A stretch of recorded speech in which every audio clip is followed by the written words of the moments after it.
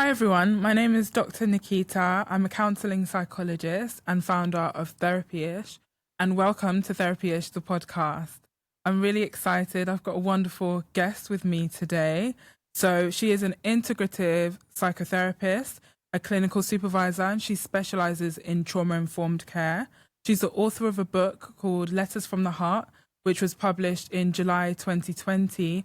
And since then, she's embarked on a PhD where her focus is masculinity and vulnerability from the lens, and within the context of therapy, from the lens of Black men.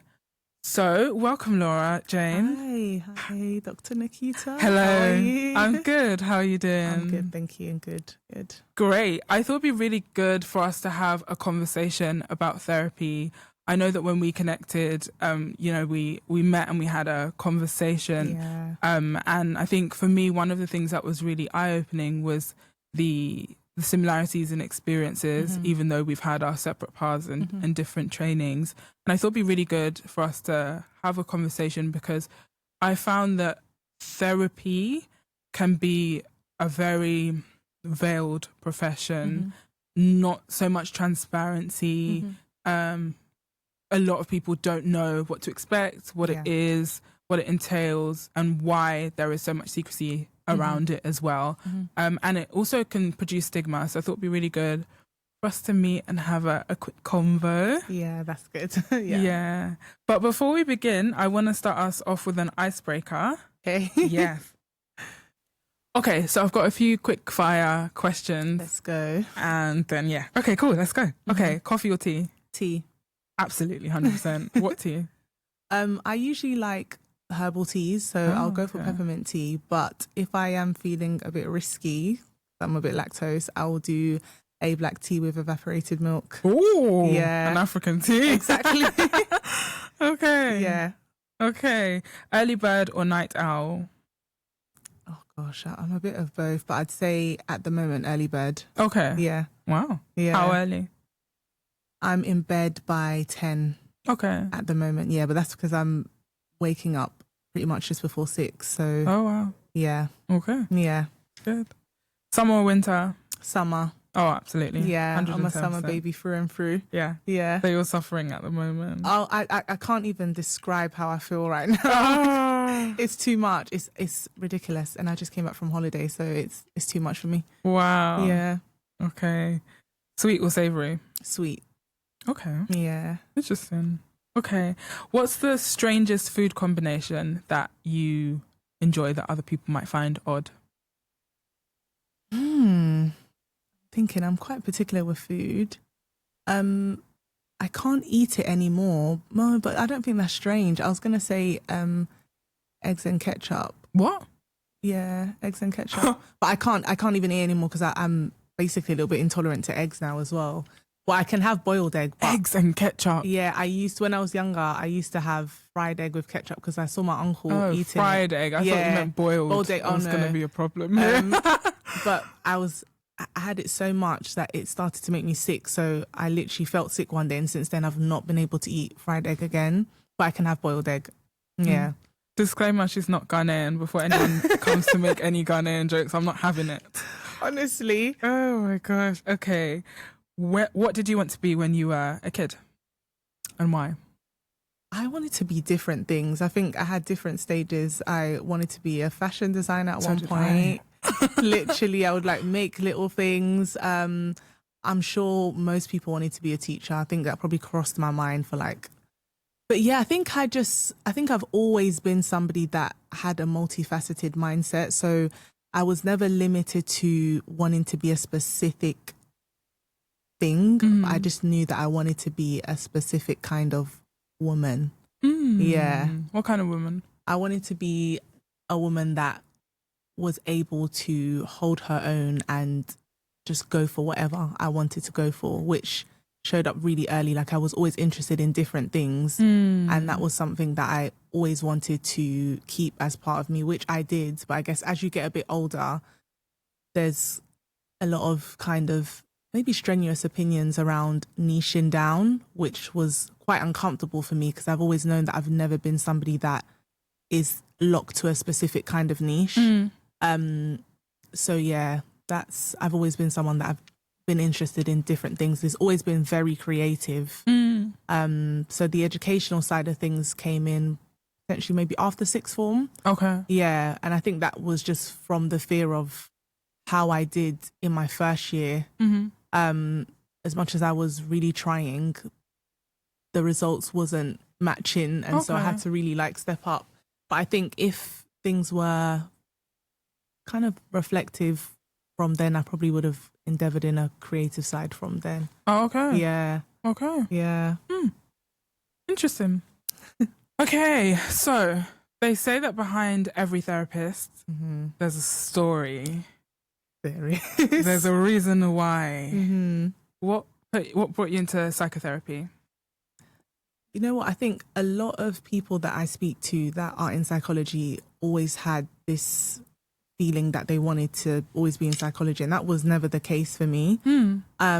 I think my personal experiences and just being a nurturing type, always showing up as a mother figure in different aspects of life, is probably what pushed me into that direction. I studied education and psychology for my undergrad, and really they would push you into teaching, and I just did not have an interest in teaching. And so it got to the end of my final year and I had to make a decision of, okay, what do I want to do after? And I was so used to being in education that I didn't really think there was anything else that I wanted to do outside of that. So I started researching, what are the other fields around counselling? So I knew it wasn't necessarily a counsellor, but I wanted something more. I just couldn't get the name. And so I was researching, and then psychotherapist came up and I read into it, and it was definitely something that I took interest in. And so from then I began the journey of trying to apply. So I guess that year would have been too late because people would have got their places on the masters already. So I started to apply later that year for the following year. And yeah, so I guess that's how the journey started. But I guess even in that time, I was just doing a bit of research, just figuring out what it looks like to be a psychotherapist, what you would learn. It was easy for me to stay within my university that I currently was in. I think a disadvantage, but also I guess I'm just thinking about how the journey has rolled out, which everything works out for a reason. I think if I had more support around understanding the world of psychology a bit more, I think my direction would have been different in terms of the path that I would have gone into, the kind of courses, etc. I have no regrets in the journey that I've taken. I think there's a reason and it's been of help to other people, but I think perhaps maybe my journey could have been simplified a bit if I had the support that I now give to other people. But I guess upon reflection, I think it's all around purpose, really. I think the way that I show up in life for myself and other people, I think it was undeniable that I was going to end up in the psychological field. Really interesting. Just something you said there that I thought would be really good to clarify. What's the difference between a psychotherapist and a counsellor? So a counsellor focuses on more, I'd say, like low to moderate care. So it's usually short-term work.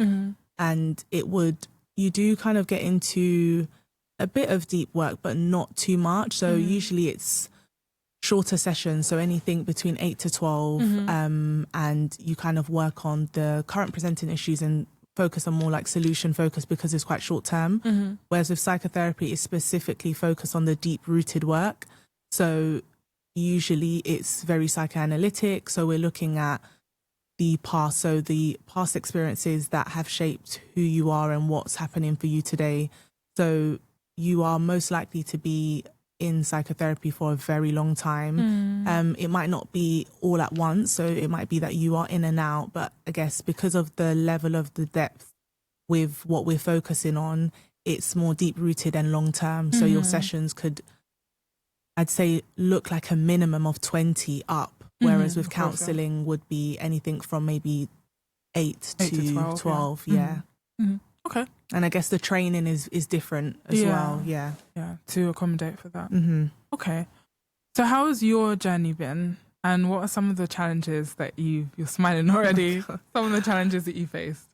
So my journey, I'd say for me, hasn't felt that simple in that I've done quite a few CPDs or degrees to kind of get to where I am today. Yeah. So I've done different master's programs, which have all strengthened my knowledge. But I guess I got into it quite young, but also I know there used to be restrictions on the age. I did, yes. And I think that probably played a part in when I actually got onto the course. I remember they didn't want to take on anyone that was younger than 26. Yeah.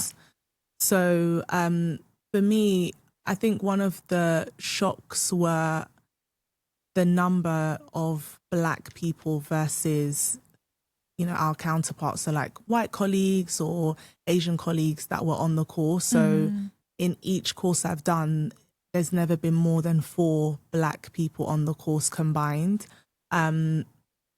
So I think that was definitely different from me, especially coming from a very diverse area, background. There's already like a difference there in how you show up. But I guess for me, it's always about being your authentic self. But I think one of the challenges that I had very early on in my master's that qualified me to be a psychotherapist was I had an incident happen with a much older lady, and I was in my 20s at the time. It was my first master's, and so she was about 20 years older than me. And we were doing triads. So triads is, for anyone that doesn't know, it's one of the practices that you have to do with your colleagues to test your practice before you are ready for placement. And in the triads, we do the feedbacks, etc. And we were still very early on in the program, and her feedback was so rude. It was really bad. And bear in mind, we're all very early in training. It completely threw off my other colleagues because they were quite confused as to, she was just really rude. Of course, obviously, as time went by, we realized that there was a lot happening in her world that I guess it was really just projection. But it didn't sit right with me. And I've always been vocal in making it very clear when I don't like something. So I spoke to a clinical supervisor at the time about it, and she understood what I was saying because she understood the other lady in terms of her personality. But she said something to me that I thought, right, I can see where we're going with this. This is where the strong Black narrative is coming through. And she said, you know what, Laura, I think even though this is how she presents, I think if anybody can deal with it, it's you. And I think she thought it was a compliment. Yeah, she did, yeah. And it was very interesting because we had a assignment coming up around social graces and, you know, social complexities, etc. Which, yeah, it was just, I didn't like that because I felt like, and I was very young at the time, and they knew that I was the youngest on the course. And there was something around already initiating this strong Black effect, which I wasn't comfortable with because then there was something around either me being the person that would humble this lady or have to be quite passive in accepting her behavior, which I didn't like. And so I made it clear to my supervisor that I just wasn't really comfortable with that, actually. And I explained that, I've explained it to you just in case anything does happen again, because I know how these things can go and how I can be painted, for example. But yeah, the following week, when we got back in the triads, I did say to the lady that actually this is not how you give feedback. And if we're looking at how we're supposed to be giving feedback, we're supposed to be looking at the sandwich method. This is how it's supposed to be. And actually there was nothing in what you said that was around my practice or my ability. It just felt very personal, which I'm not comfortable with and I'm never going to tolerate again. So it was very clear. And obviously there was, as time went by, like I said, it was more so about things that were coming up for her. And there's something around which I think we have to be honest about in sometimes, depending on what age you are, seeing a younger woman showing up in this space. And also there might be something around, it might not be her direct biases, but how come you're here? Like, do you deserve a place here? It might not be a concept to her that she would understand. Not that it was her business personally, but it's something that I had to shut down very early. And as time has gone by, I've had to shut down a lot of things in this career very early, because as much as people think that there's a lot of Black therapists, there isn't. And so there is something around really having to make a mark about your presence, and more so around just what you will tolerate versus what you won't. Boundaries have to be very clear, but also not so electric that you come across as a certain kind of person. But if you do, I think it's about being authentic to yourself. And there's something around our counterparts also learning how to exist with us in the field, because therapy is not something that was initiated by Black people. No. It's a very, middle class service that, only rich people had access to once upon a time. So the fact that the face of therapy is changing, I think it is something that, even if it's not something that people are vocal about, people are adjusting to the change. Yeah. So yeah, I guess that was what I would say around the challenges. Wow. Yeah. You said a lot. Wow. Well, yeah. You said a lot. Bias, ageism, racism, having to stand up for yourself and speak up for yourself, even with limited support. Yeah. And it really sounds like you were certain enough of yourself to be able to say, or to feel able to say, actually, I love that. I'm never tolerating that again. Where I think some of my experiences that were similar, I just sort of internalized. I just sort of took it and I did the other, the humbling myself. And gaslighting myself about whether or not this was really happening. And it is such a shame that it happens like this in the field. I think it's easy the first option to be to internalize, because I think there is something within us that when you get onto these programs, especially because they're so competitive, etc., questioning, do I actually deserve a place here? You feel grateful. And so maybe let me internalize it so I can prove that, okay, I can hold my place here. But actually the fact that you've got onto the course is enough within itself, but it's that limited support. And I think this is why, even with just supervision, whether it's privately or within services, I'm really vocal about whether I feel that I'm getting the best support, because there is something around, you're going to be all right. And it's actually, I'm not. Like, if we're all going to cry, let's all cry then. But I also think that our cultural backgrounds, being sworn to secrecy, being humbled by adults, etc., there's no difference in the transference within the field, that you will show up in the same way. Yes. And I think for me, it was a case where I thought, I need to change the script. I can't show up how my cultural background has expected me to in this field, because otherwise I'm not being congruent to myself or others. I think for many of us, it's so easy to internalize things. And I for sure definitely have, but I think it's very quickly learning to call things out. Even within myself, I'm not perfect. So I definitely get it. Yeah. Interesting. Okay. So kind of on the similar path, what do you think is the importance of representation in the therapy room?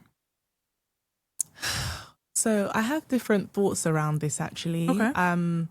So within the therapy room, I do think, so being a Black woman or just a Black person in general, I think it does make a difference, especially because for the last couple of years, we've been promoting and encouraging Black people or even ethnic minorities to go to therapy. And because of our experiences as Black and Asian people, we do see that there's a difference. And so who can I sit with that has an understanding or some sort of understanding of what I'm going through? So I think it's very important for, people who are considering entering the field as Black people, as Asian people, that yes, actually, we need more of us. I look at the Black and Asian Network, for example, and in comparison to other directories, there isn't enough pages that go to show us as, Black and Asian therapists. So I think it is important, because there is something there about bonding, and even just thinking of Black men, for for example. I know with Black women I think more of us are more inclined to be in therapy, but for Black men, there is a bit of an ongoing stigma there, and the comfortability. And so maybe their first experience or their first encounter with a therapist would have to be Black for them, until they realize actually what therapy is about is the relationship. It doesn't really matter if it's a Black or white or Asian therapist. It's about who is able to hold space for you, who is able to make an understanding of what's being said, because actually sometimes you can have a Black therapist as a Black person, and actually it's just a bunch of familiarity. Yeah. And, when we're thinking about what's coming up in the room, it could be just another replication of like a mother-daughter dynamic that you didn't ask for. Yeah. So I think it's important for us to be in the field, because even, for example, for maybe a white client having a Black therapist, that in itself there's something about that dynamic that can bring up so many different things. So yeah, I guess that's my experience. I think a lot of people tend to want to start therapy with somebody that looks like them, which is not their fault. But I think when people do ask me about getting into therapy, I say it's really about who you connect with when you're doing those initial conversations, etc. And if you feel that something's not shifting and you've had that conversation with the therapist, then it's okay to move on. Yeah. Really insightful. Thank you. Okay, I want to segue a little bit into thinking a bit about intergenerational trauma, because I know this is one of the things that we've kind of spoken about behind the scenes. What are some of the things that you're noticing and learning about as you offer therapy? One of the main things I'll say is it didn't start with you. Yeah, that's the main kind of thing linking to generational trauma. A lot of people come into therapy not because of them, but because they're trying to heal the wound of what somebody else has done, or they're trying to change the script. And so I think when we think about therapy, it is completely an intergenerational script. When we look at early childhood experiences, from a psychoanalytic point of view, it's, how was your upbringing? What did you see? What was happening in the world around you? And so you then pick up that actually there's patterns, maybe people grew up in a domestic violence household, but when they look at their grandparents, that was also happening there, and it's just kind of an ongoing pattern. And now you're in a relationship which is completely unsafe, but because you're so familiar to it, it's literally your lived experience. How do you get out? But you then go into maybe self-blame or guilt because you think, I'm the one that's made this decision, when actually this is something that's been written for you, in a sense of you've seen it happen generations before, so that's all you know. So the experience of therapy is actually identifying that this is a transgenerational script, that you need to make a decision of whether you want to continue or break. Yes. And so there's something around really making an understanding of, with everything that I'm going through, what's mine and what do I need to actually give back. In terms of actually, this is my mum's issues. This is not my issues. Yes. This is my dad's characteristics. It's not mine. And learning to actually separate that and having an identity of your own. And that's what I do in therapy, is really separating the identities. You can have the same name as somebody growing up, but it doesn't mean that you have to replicate that person's script. You might want to go a completely different way. So I work a lot with family scripts, and that's something I bring into the session, so that, because sometimes people are just really unaware that they're just living in a replicative script. And actually it's, what do you like? What comes up for you? Are you just doing this because it's just a routine that you're used to? And it gets really deep and intense for people, because they realize that I haven't actually been living for myself. I've been living for somebody else. And so it's just really about, how can I raise the mirror and be a supporting guide to help you identify who you want to be. So kind of co-creating a new relationship with yourself. So yeah, I think when we think about intergenerational traumas and patterns, it's something that is undeniable, especially for us Black people. Even just thinking about just slavery and colonization, how it shows up in our decision making and how we see ourselves. seeing ourselves as, I guess not on the same level as, our counterparts, or seeing them as more superior to us, etc. Colorism. Exactly. And so all of those stuff, imperialism, just thinking about these things actually shape your decisions that, oh, maybe I shouldn't go for this because I don't deserve this, or maybe I should show up in this way. And all of this is a part of our intergenerational scripts. Absolutely. And I think something really key that you mentioned is how we often walk through life kind of blind. Yeah. Just going through the motions, not really pausing to think and to reflect. And I guess the value of the therapy room is that space and time to be able to do that. Yeah. It's literally the gift to yourself. Yeah. I know it's with cost and maybe like services and stuff like that. I think people feel that I'm not sure if I want to spend money on therapy. And I'm not somebody that pushes therapy in people's faces, but it's a space where you just get to be yourself. And when you think about life, think about how many times or where are the spaces that you can just exist for yourself, where somebody is just listening to just hear you and understand you. So, yeah. This wasn't on the questions, but I'm curious. How is your PhD going?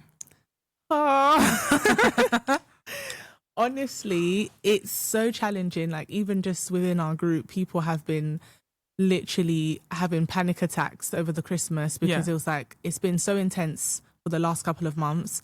And then having the Christmas break, people are like, oh, I don't even know if I want to go back. And I'm like, guys, we're literally in this for like another 2 years. So we need to like hold tight. Although we all finish at different times as well. So some people have still got some more years. It's challenging. I think it's challenging for different reasons. I think every level of education that you endeavor shows you a different skill set, different capacity levels. And I think because PhDs is very much down to your time and capacity, there's something about that that's challenging me, because I have to be very rigid with my time, very strict with my time, especially because I have a time frame in which things need to be completed, but also giving myself a bit of grace. But it's difficult because I guess the topic that I'm focusing on is something that I've never done before. And that's why I wanted to get into it. I initially started off by actually wanting to further develop my previous research, which was exploring mental health diagnosis within Black women and who is actually diagnosing and who's to say that these diagnoses are correct. And quickly after that, I was challenged by it felt a bit safe to do so. And there's still ways that I can work within that and I can still publish research on that. But what's something that I've not done that I'm curious to find out? And so it was Black men, and I've worked with Black men, of course, in private practice and within my workplace. But in terms of actually doing research and working closely with them, I felt like actually I haven't. And there's a curiosity about me wanting to find this out, because I guess with PhDs is, why is this research important? Why should other therapists, counselors, or even just people who are interested in research reading this? So and I guess there was something around exploring my own relationship with Black men and tested my levels of safety with how safe do I feel with Black men. Of course, I love Black men. I've got brothers, I've got cousins and friends, etc. But there is something around Black men being described as very one way in society.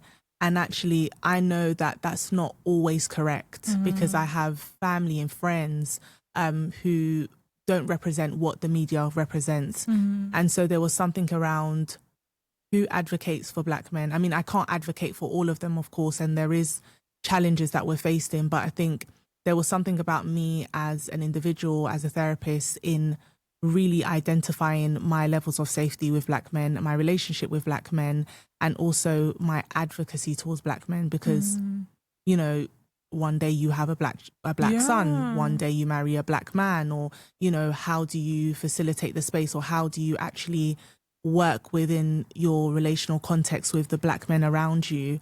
So I guess that's kind of like the epitome of the research, but it's challenging. It's challenging. And I'm aware that there's waves within it. I've got a deadline like in a couple of weeks, and I've come back from holiday and I'm just like, I don't even know where to begin. Yeah. But I'm like, okay, hammer through. There's a reason for this. I feel that if I wasn't supposed to be doing it, I wouldn't have got on. So yeah, it's going as best as it can go. It's going. Yeah. You got this. Thank you. You've trying, got this. Trying. Our journeys are slightly different. I did a psychology doctorate, so it's slightly different from your PhD, but there were so many times I wanted to quit. So many times I was like, I can't do this. And I think I've said to you, what should have taken me 3 years, took me 7 years. Got there in the end. Yeah, well done. Keep honestly. Pushing. You will get there. Thank you. It's so encouraging I guess I wonder, like, was there any point where you were like, no, this is it. Like, I'm not doing this anymore. So I finished the taught part of the course within the 3 years, and I passed everything. But it was sort of similar to the experiences that you spoke about at the beginning. I also had some experiences on, I think every year, every academic year, I had negative experiences with my supervisors. Not liking me as a person, racism, excluding me from things, speaking very horribly towards me. I know. And in my final year, I had a supervisor that was very overt. So she told me that I would never amount to anything. Wow. She told me that she was scared to let me out into the big wide world as a psychologist. She threatened to fail me. Wow. She wrote on my end of placement report, and best believe I wrote back. I wrote my opinion. But by that time, I roped in one of my lecturers who became my thesis supervisor on the course, who's also a Black psychologist. And she was able to say to me, I just kind of spoke about the experience, and she was able to say to me that is absolutely 110% racism. Like, you don't need to gaslight yourself. Yeah. And I think the whole time, particularly with that last placement, I didn't say to anyone. I just kept it and managed it. And I think I was so scared. What you mentioned earlier about feeling so lucky and so blessed to be on the course and not wanting to mess things up. I was also second to youngest on the course. I was under 26. So just feeling very, I don't want to mess this up sort of thing. Yeah. And there must be something wrong that I'm doing, even though I knew that I wasn't. So yeah, it was a nightmare. And after that, I just wanted to get so far away from it. I was burnt out. I needed money like yesterday. Yeah. I just got into the working world, and and then health issues, life happening, you just get further and further away from the course. Yeah. And then I would sit down and try and do a bit of transcribing or a bit of my analysis, and I would spend 4 hours and nothing's been done. Yeah. It's like such a mammoth task. Someone said it's like eating an elephant, like small chunks at a time. So I was like, what's the point? But what I'm grateful for is in times like that, I had friends that were literally, they became my bullies. I said, I'm quitting. They said, you what? You're not doing that. They stood in the doorway. My family, my husband fought me, and we did it. Honestly, I think what I find quite crazy actually is being in a field of psychology and showing up to other clinicians in that way. Like, how can you... Yeah, not kind. Because for me, it's what happened to core conditions. Yes. How can you be operating from such a place to students as, I guess, they were psychologists as well, or, they were in some sort of mental health profession. So I find that very, very crazy. I think it's actually quite disturbing, to be honest. And I think what is quite sad is that we're just two people who've had this experience, but everybody that I know, there's not one person that I know that hasn't had some sort of experience that looks like this, which I think is very concerning. And so when we're looking at representation, I think this is where it's really important. And this is why I consistently push through, and I thought, okay, let me actually push as hard as I can because somebody is always going to need you. Because when you spoke about your thesis supervisor being a Black psychologist, it felt like at that point, that's where you could breathe out a little bit. Yes. You know, they were able to name things for you and actually just pull you away from thinking that everything is all in your head. Yeah. Because also I think, how does that provide best practice for when you go out into the world? Yeah. So I think it's very concerning, and this is why I think there's a lot more things that need to be regulated, because that 110%. is awful, like absolutely awful. So I'm glad that that's it's over all with. Done. Yeah, and I finally got there. Honestly, gosh. well done. Thank you very much.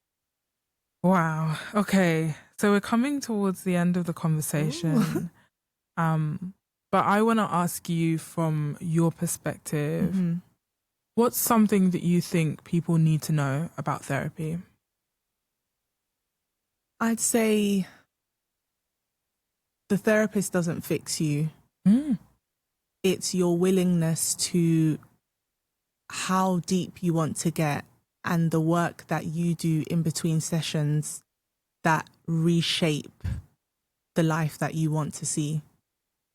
Because people come into therapy and think the answers is in the therapist's hands, but we're literally, the best way to describe it is, let's say, for example, if we're going on a journey that we both know for the first time, we haven't got any information about it, and we're holding hands together.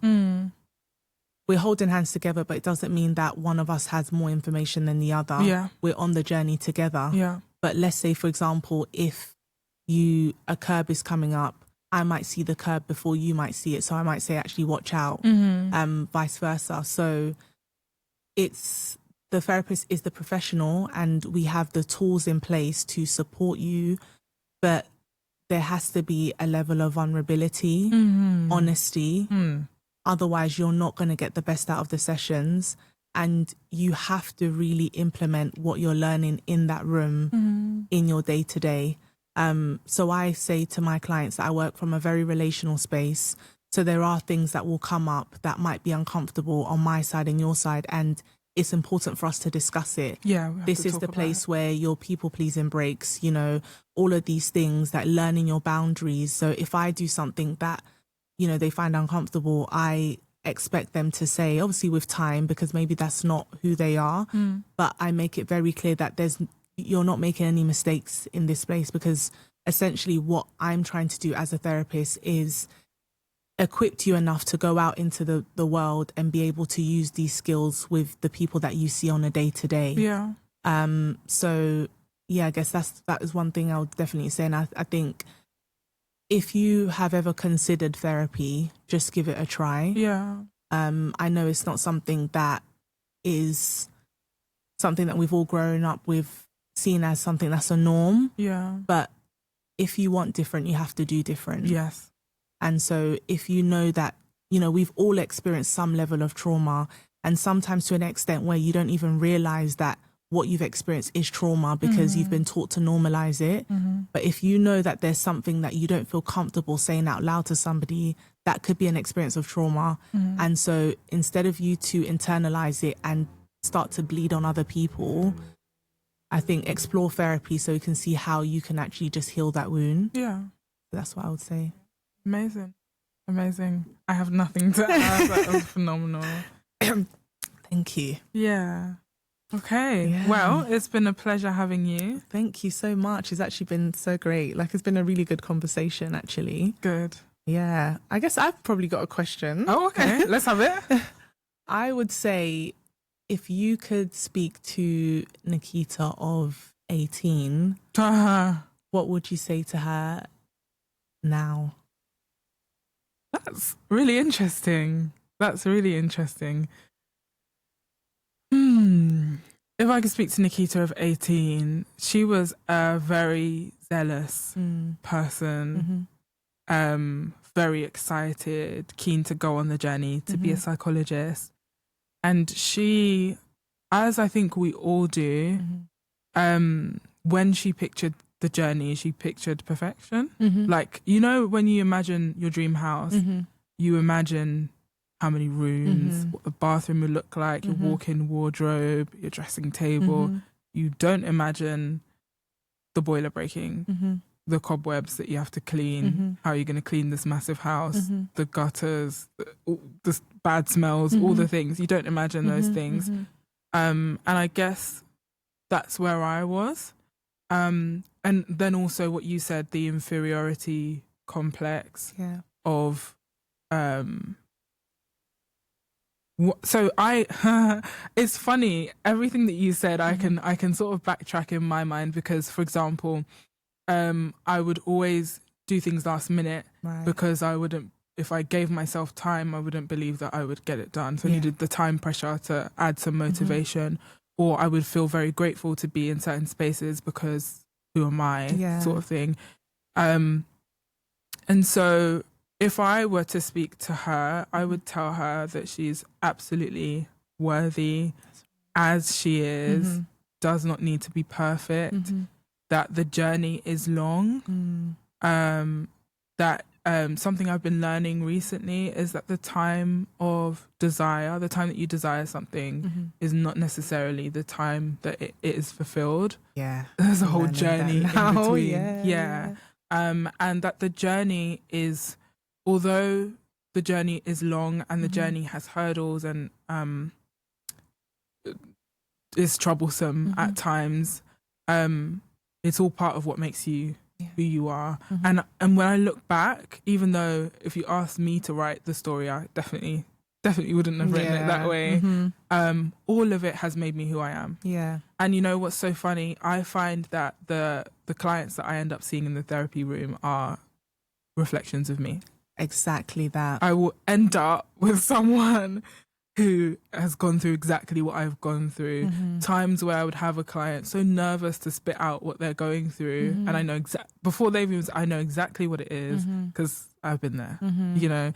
And so just realizing that everything has brought me up to this moment and being at peace with it. And I would tell her, just breathe. This is going to be okay. That's it. And you know what? He who has begun a good thing will surely complete it. So, And you've completed it. Yes. So, I love that. I love that. Done. And we're just at the beginning, aren't we? That's it. So much more. So much more. It's been lovely. It's been amazing. Thank you so much for coming. Thank you. It's been a pleasure. Thank you all for listening. Please do like, share, subscribe, and we'll see you again on the next one. Take care.